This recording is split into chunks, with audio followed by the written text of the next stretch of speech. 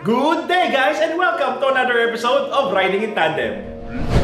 RIT, Riding in Tandem, RIT. With me, Jet, at sa episode na to, let's go zoom with GAC GS3 M Zoom R Style.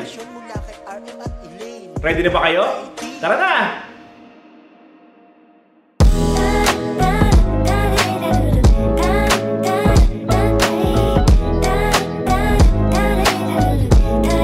Mga katandem, naghahanap pa ba ng budget crossover na may pagka-sports car ang dating? Check out nyo to!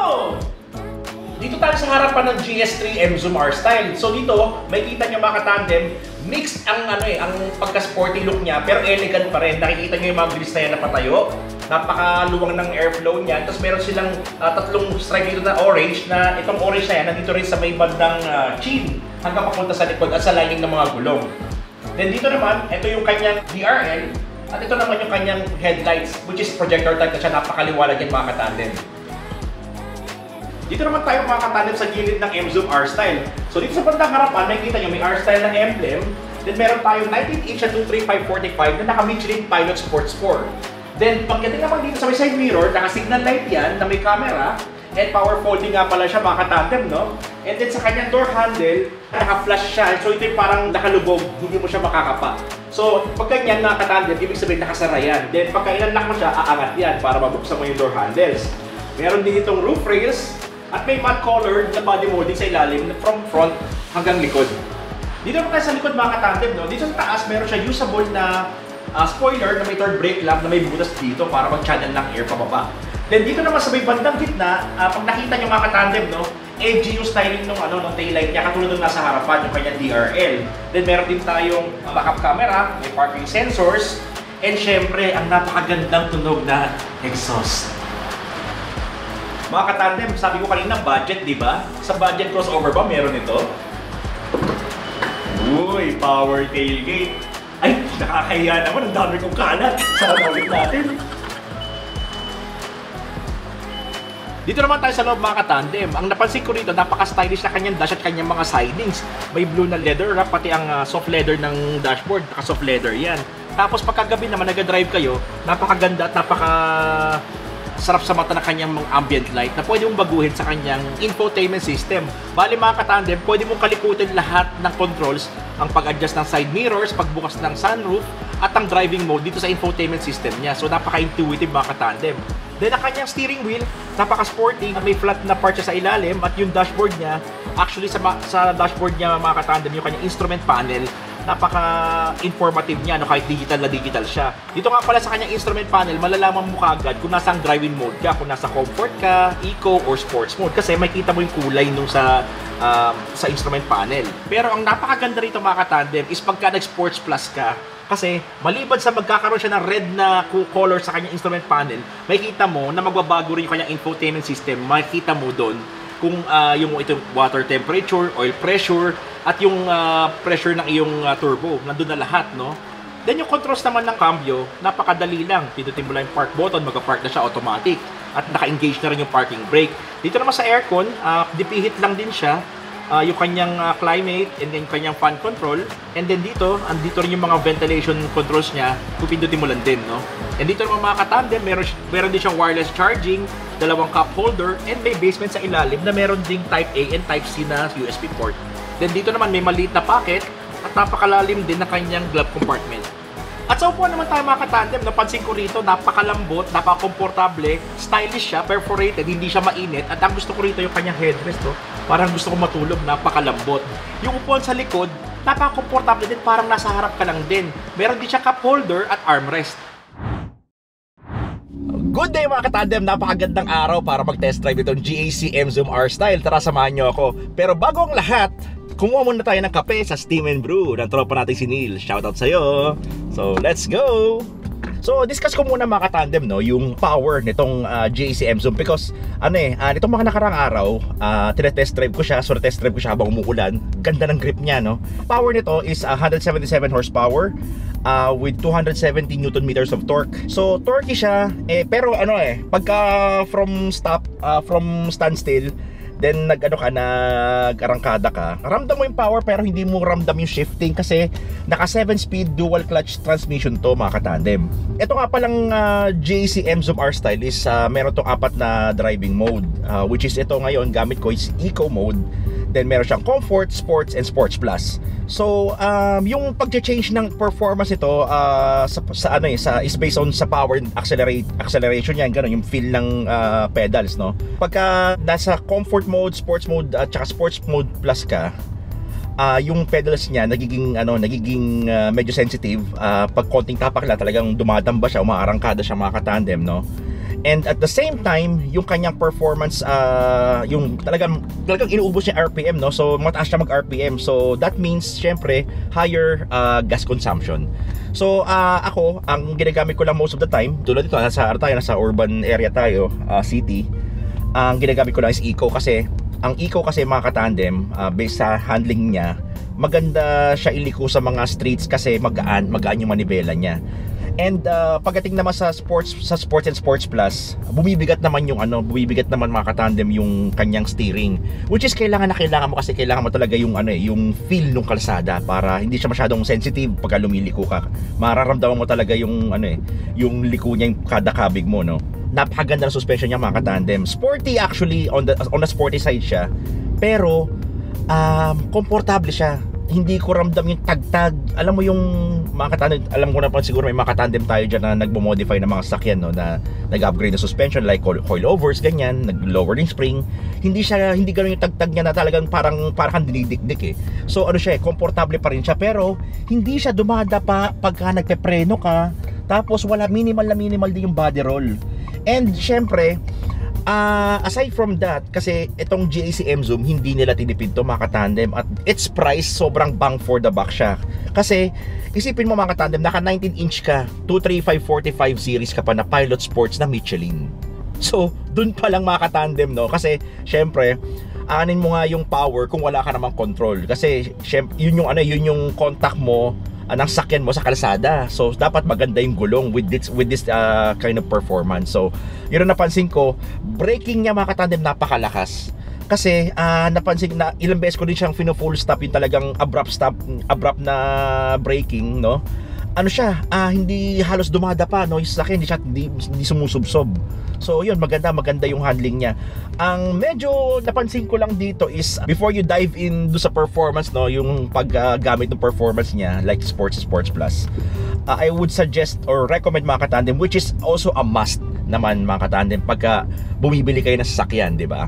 Kailangan i-familiarize niyo muna yung sarili niyo. Take time to read the manuals, kung ano yung mga kailangan nyo gawin, yung mga precautions and everything. Then i-familiarize nyo yung sarili nyo sa sasakyan muna. Don't wag muna kayo mag racing or mabigatang kung lead foot ka. Gaana mo muna yung paa mo sa accelerator, no? Kasi kailangan familiarize mo yung sarili mo, lalo na rito sa M-Zoom mga katandem, kasi ako being an experienced na driver na for so long, no, medyo nanibago pa rin ako sa sa sensitivity at saka sa takbo nitong M-Zoom, kasi medyo may pagka-jerky yung transmission niya. Do kasi yung power, para siyang yung mga katandem para kang nakasakay sa kabayo, tapos yung kabayo gustong tumakbo pero ikaw pinipigilan mo. Parang gano'n so ang malakas talaga yung malakas talaga yung makina niya. And visibility wise mga katandem, maganda siya, maganda yung kanyang, wala siyang blind spot for me. Napaka-stylish pa side mirror, may yung parang stem niya mayroon pang parang butas, parang built for aerodynamic to mga katandem no. Pag nakita mo talaga to mga katandem, ang ganda na style niya sa labas, kasi futuristic, edgy yung design niya, which I would say appeals to younger audience natin, mga katandem natin na medyo nasa younger age. Pero syempre pwede rin sa mga tito na tulad natin to, di ba? Alam mo naman yung mga tito, pagka sumakay ka sa mga ganitong sasakyan mga katandem, babata ka ng 20 years 20 years, joke lang. Pero syempre kung naman, pwede naman sa atin syempre mga tito to, itapins naman, it's everyone's car for me, ha. Aircon niya malakas, actually right now yung aircon ko, thermostat ko set at 21, then naka number 1 lang yung fan ko. And nga pala mga katandem, no, wala akong tint. malamig yung aircon pero ang problema kasi walang tint. Sana pala meron na Ceramax Nano Ceramic tint to mga katandem, no? Napakaganda sana with 99% heat rejection, 99% UV rejection, plus may 12 years warranty ka pa. Kaya ano pang hinahantay mo? Pa Ceramax ka na, di ba? Then aside from that mga katandem, no, usually when you buy vehicles, maganda lagyan mo kagad ng protection paglabas sa kasa. Diretso mo kagad sa amin. Meron kaming ceramic coating. Pagka may budget ka, meron din kaming PPF, paint protection film natin yan. Di ba? Yun. So yun lang naman masasabi ko dito mga katandem. For me, overall, I like this car kasi for its price, napaka-pack ng features niya. Plus, meron pa siyang 360 na camera mga katandem, no? Yung parking sensor siya. Aside from that, meron siyang lane departure warning. Yun ang isang gusto ko kasi minsan meron kasing lane departure assist yung parang kinokontrol ka, which is a safe feature by the way, mga katandem. Pero minsan kasi pag or most of the time rather, pag ako nag-drive kasi in-off ko yun ayoko nang merong intervention sa driving ko 'di ba? Pero siyempre it's a plus mga katandem, no? Aside from that, meron din siyang ADAS, yung meron siyang adaptive cruise control, pero I wouldn't recommend using it sa mga traffic kasi medyo mga katandem, sasabi ko nga sa inyo kanina, 'di ba? Malakas yung preno niya. Sobrang lakas. So baka magulat yung nasa likod nyo, 'di ba? Na bigla siyang titigil na gano'n, 'di ba? So I would suggest using yung kanyang adaptive cruise control sa highways lang, sa higher speeds lang, wag sa city driving, no? 'Yon. Then mga katandem, lastly, bang for the buck nga siya, kasi ano ba naman yung kasi ngayon lang din ako naka-experience ng nasa ganitong vehicle class na mayroong automatic tailgate, 'di ba?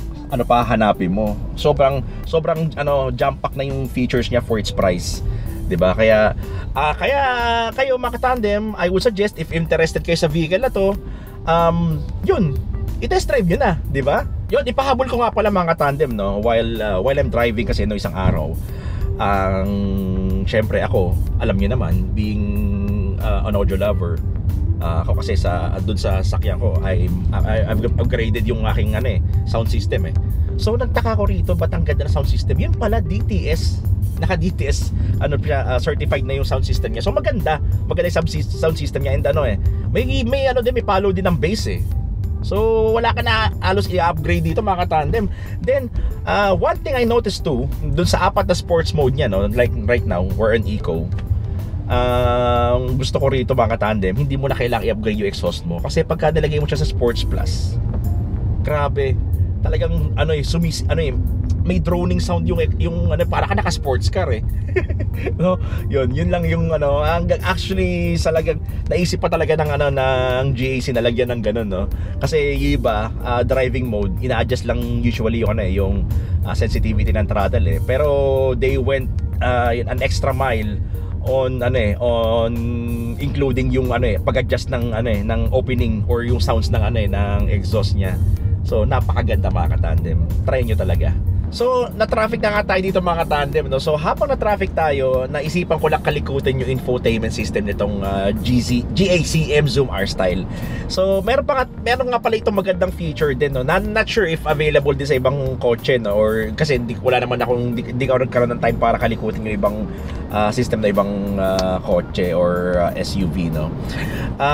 Pag nag-long drive kayo, for instance, may umutot. Di ba? Ang gawin nyo lang, meron tong control dito mga katandem na pwede yung buksan lahat ng windows at the same time. Yan look, fully open yan. Di labas kagad ng amoy. Pagka lumabas na yung amoy, close mo ulit. Close ulit sila lahat. Then individually, pwede mo rin siya i-control, no? Halimbawa, meron dito sunroof, pwede mong buksan yung sunshade lang, pwede mong buksan din yung skylight. Then pwede mong i-select yung front left. Yan, pwede mo siyang i-open dito. Yan, open siya. Close mo ulit. Then from this control, pwede mo rin i-open yung tailgate. Lahat actually mako-control mo. Then pwede mo rin i-control yung left side na side mirror tsaka yung right side, pwede mo i-adjust dito, pwede mo siyang i-collapse, pwede mo siyang expand, no? Pwede mo siyang buksan. Yun, napakaganda, napaka-useful nung infotainment system. Then, meron din dito palang shortcut mga ka-tandem, no? Ng driving mode. So, nandito lahat sa screen na to. Andito, mamipili mo on the fly. Pipindutin mo lang Eco, Comfort, Sport, Sport Plus. Then, on the right side, meron din dito yung mga driver assist, lahat ng pwedeng mag-assist sa driver na system. So meron tayo auto hold, ESP, may steep slope descent system, may forward collision warning, TSR, yung sa speed limit para halimbawa nasa road ka, na-detect niya kung nasang parte ka, may speed limit. Yun, i-remind kanya kung ano yung speed limit, which is a very useful feature since alam mo naman dito sa atin sa Manila, non-contact apprehension na. So, ingat tayo sa speed limit mga ka-tandem. Then, yung mga last two features na nakita ko rito is yung vehicle deviation assistance. I think that's the yung lane departure warning. Then yung meron siyang active brake assistant mga ka-tandem. So, napaka-useful talaga, no. Kaya sasabi ko nga sa iyo mga ka-tandem, no, if you don't have time na pag-aralan yung mga feature, basahin niyo sa manual, nasa manual lahat 'yan, no. Yan.